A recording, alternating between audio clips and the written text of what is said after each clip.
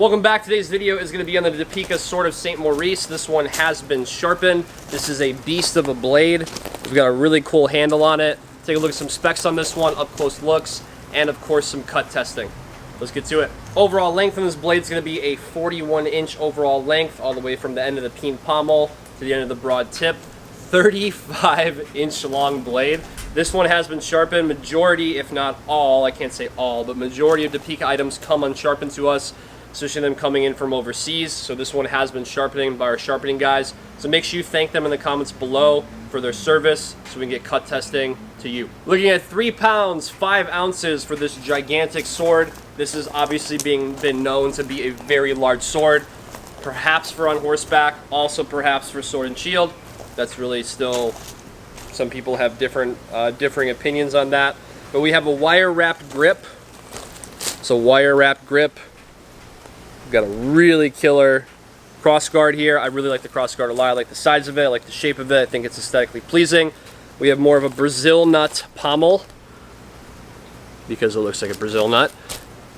And we can see the peen marks, hammering marks on the pommel right there. Point of balance is 8 5/8 inches from the guard.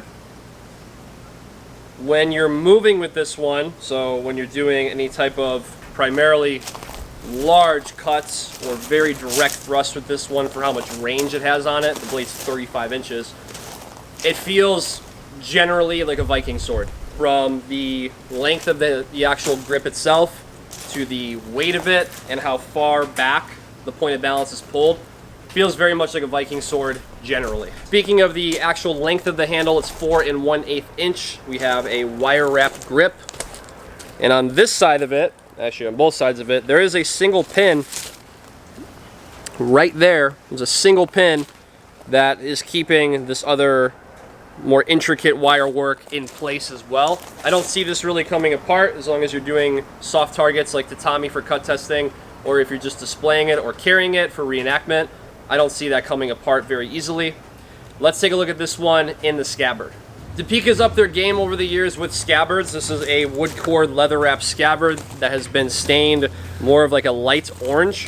We have 2 sword fittings, so you can run a sword frog through this one. Obviously carrying this underneath the hip. I would say we probably have to be pretty tall in order for that to work. But it's long enough to where you know it's a longer blade, but it should not drag on the ground. I'm 6 foot and I could wear this with maybe a fist distance, maybe a couple inches from it touching the ground. But overall, a pretty solid scabbard. We are going to get some more up close looks. I like the way that they wrap these. So this is the front of the scabbard. This is the back of the scabbard. I like the way that they wrap these. They just look very clean, and overall a great job by the manufacturers for that. Let's do some up close looks of this blade in the scabbard and out of the scabbard. Get a little bit more fine details on this St. Maurice sword from Deepeeka.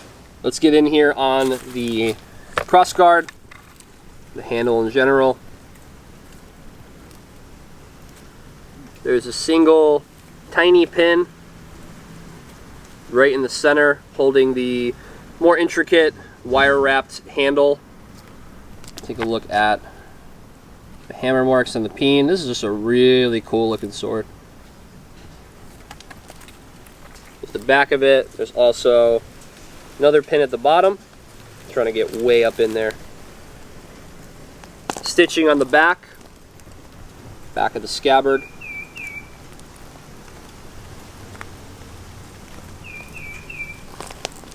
We'll see on the front of it again. We'll also see what I was talking about, a little bit more detail with the way that they wrap these and put them on the scabbard. Here's one of these sword fitting. You have multiple adjustments to it. There's some blemishes on it. That's why we're doing cut testing and reviewing with this one.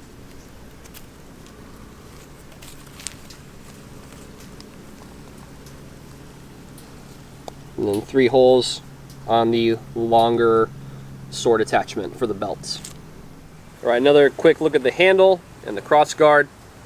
Then going up into the 35-inch blade with a long fuller. The upper third, of course, does not have a fuller on it because that wouldn't make sense for impact, and just it's not how they were made. So the fuller is taking out excess weight. This thing would probably be closer to 4 pounds, or at least 3.5 if it did not have a fuller running through it.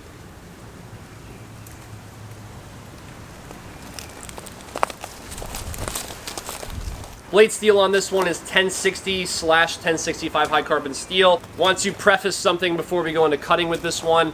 This one is, I didn't mention before, 1065 high carbon steel. This is a pretty wide blade, and quite frankly, it's just a thick blade in general. Sometimes Deepeeka does make thicker blades. This is not going to cut like a katana. So if you're expecting this to be razor blade sharp, lightsaber slashing through, you're not going to get that. These are battle ready items. This one specifically is battle ready, meaning it has a functional edge on it. So even if this doesn't go flying and the tatami mat explodes into a million pieces, doesn't mean the edge on it isn't still good. But let's take a test on it. Let's do some cut testing with the tatami and see what we got.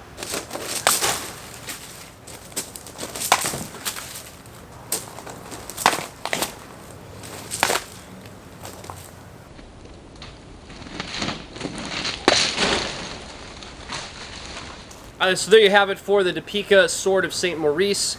The cutting actually surprised me. I know this has been sharpened by our sharpening guys. I am aware of that because these are labeled as unsharp on the website. But for such a large blade, being able to actually cut all the way through tatami, wasn't really expecting that. We did get a couple hacks as well. The cutting stand did fail, so I'm going to have to rig that up again. That's totally fine. These are tests for a reason, so we can check out how these blades perform. If you'd like more blades like this from Deepeeka, let us know in the comments below. If you like the Sword of St. Maurice as well, also leave a comment below. Subscribe to the channel, like this video. See you in the next one.